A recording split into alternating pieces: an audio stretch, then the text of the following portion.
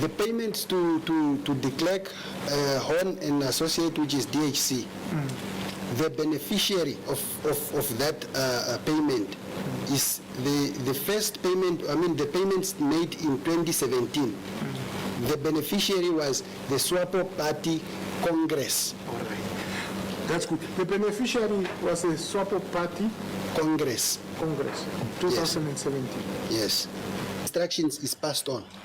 I am only privy to the information that comes from the chairman that this money for the Congress should go to DHC.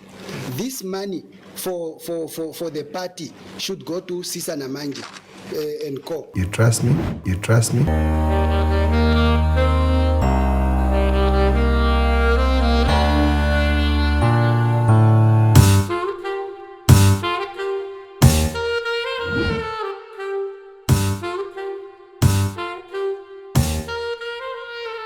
A young Mike Nghipunya was entrusted with public trust to run the national fishing company Fishcor from 2014 to 2020. Now, he is accused of betraying public trust and faces allegations of corruption, fraud, and money laundering involving a state-owned fishing company which he led for close to 7 years. He is linked to 4.1 billion questionable fishing deals.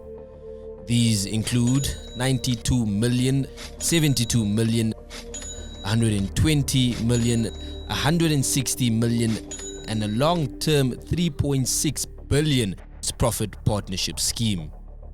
Nghipunya has for years attracted a reputation of being a jack of all trades, a chief executive, economist, actor, fashion designer, and a money spender. Nghipunya was born in 1984 and grew up at Oshilungi village in the Oshikoto region. He later lived at Windhoek's Freedom Land. In 2008, Nghipunya obtained a bachelor's degree in economics from the University of Namibia. From 2009 to 2010, he was employed as a regional statistician by the Namibia Planning Commission. And in 2010, he became a junior economist at the Fisheries Ministry. In 2014, Nghipunya started tasting top power. For years, Fishcor, the national fishing company, was created in 1991 to represent the interest of the state in the fishing sector. In 2014, the Fishcor board, led by former Investec Asset Management Namibia Managing Director James Hatwikulipi, appointed Nghipunya as acting chief executive of the national fishing company. James Hatwikulipi is said to have funded Nghipunya's relocation from Windhoek to Lüderitz. The house he stayed in was allegedly renovated for around 300,000 Namibian dollars. Nghipunya was permanently appointed as Fishcor chief executive on a 5-year contract in 2015. The Anti-Corruption Commission said Nghipunya was handpicked to run Fishcor as chief executive. He was paid 1.5 million Namibian dollars a year. I know Mike Nghipunya only as my student. He was not necessarily an achiever. No. Bright he was not really. But he's just there in the middle. Yeah, he could do whatever he could probably, but not. He was an average student. He was a junior officer anyway. He wouldn't qualify. Of course, when he went to where he was sent, he was, I would say he was handpicked. That's what I know. I was told basically like that.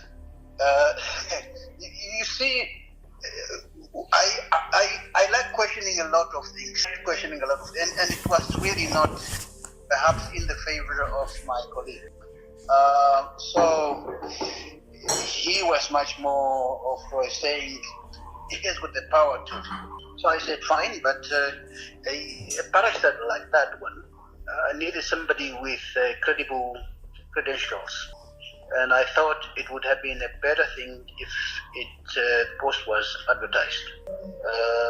Well, I couldn't do much because when you are told it's a temporary post, yeah.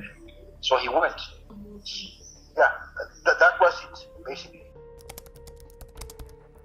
With Nghipunya in place, Fishcor became the epicenter of the corruption scandal known as the Fishrot Scandal.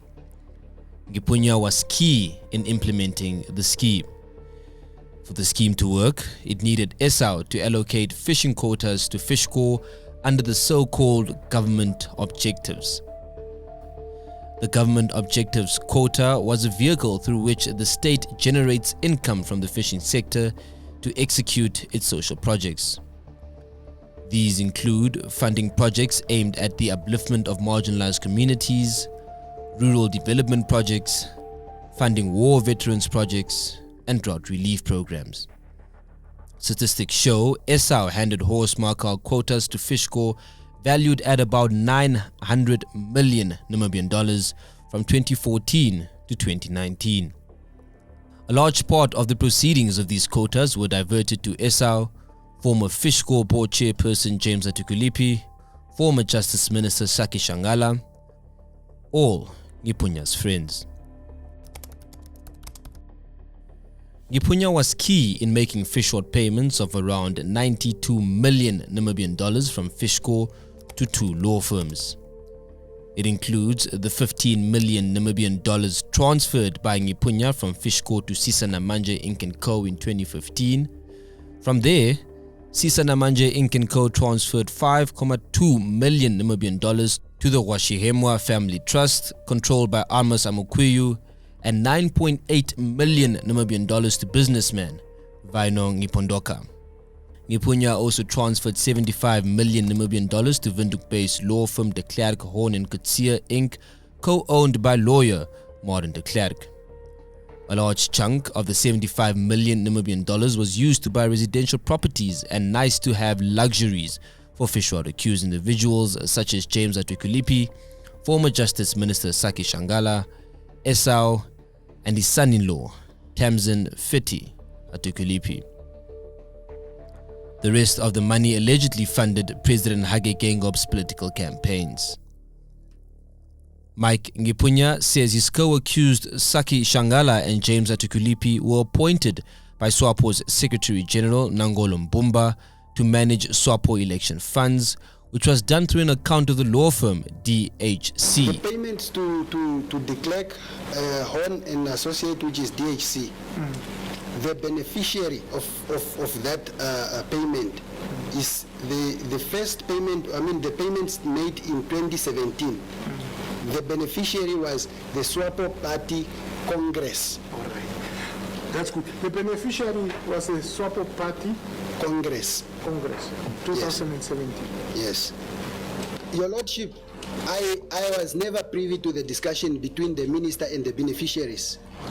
Neither was I privy to the discussion between the minister and the chairman when the instructions is passed on.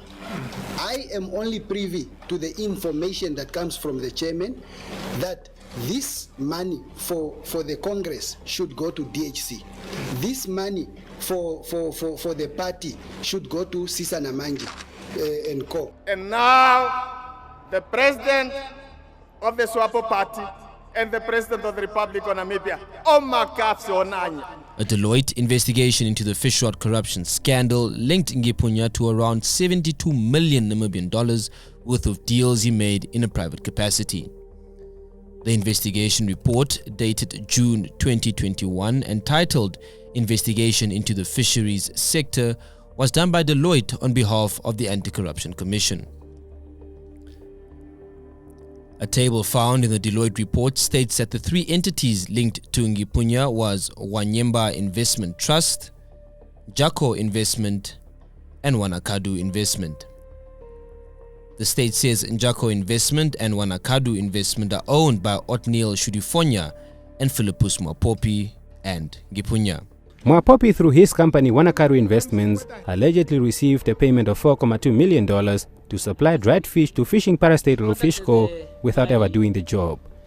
In his testimony, Mwapopi denied not having delivered the goods, saying no such complaint exists from Fishcor. Fishcor have never came back to me to say that they did not get their product. They only told me that, thank you, Mr. Mwapopi, we got our product. Those two entities received millions of dollars from Fishcor to supply drought relief fish for the poor. The companies allegedly never delivered the food. Nghipunya was also instrumental in a questionable partnership between Fishcor and African Selection Fishing Namibia, co-owned by businessman Adrian Lowe and lawyer Martin de Klerk, who is accused of being a paymaster in the Fishrot saga. The government now disputes the legality of that partnership, which was set to rake in 3.6 billion Namibian dollars in profits for a clique of individuals. The dispute resulted in a legal dispute. Nghipunya was also involved in the purchase of a 160 million Namibian dollars fishing factory for the same Fishcor partnership, amid concerns that the government overpaid by as much as 50 million Namibian dollars. Deputy Judge President Hosea Angula made some scathing findings about Seaflower Pelagic's relationship with Fishcor in a judgment delivered on 27th August 2020. Angula said the directing minds in control of Seaflower Pelagic when the company concluded a quota usage agreement with Fishcor should have known that Fishcor's undertaking to make 50,000 tons of horse smarkel available to Seaflower Pelagic each year for 15 years would only be possible under a corrupt environment. According to people who know him, 37-year-old Nghipunya is a man who enjoys being in the limelight. Among others, it saw him donate 50,000 Namibian dollars from national fishing company Fishcor to help finance a movie which he ended up acting in. The film Fish Out of Water, released in 2018, features Big Brother celebrity Maria Nepembe, who plays the character Meila. Nghipunya is described by friends and acquaintances as having a penchant for showering friends and business allies with gifts such as expensive whiskey. Nghipunya, at times, allegedly moved with a lot of cash and flew for fun between Windhoek, Luderitz and Walvis Bay. He also invested in a clothing line. His personal bank account reflects that he spent more than 270,000 Namibian dollars on this clothing line between 2017 and 2020. Nghipunya emptied some of his bank accounts before his arrest, leaving only 439 Namibian dollars in one of his personal accounts. Nghipunya owns 6 properties.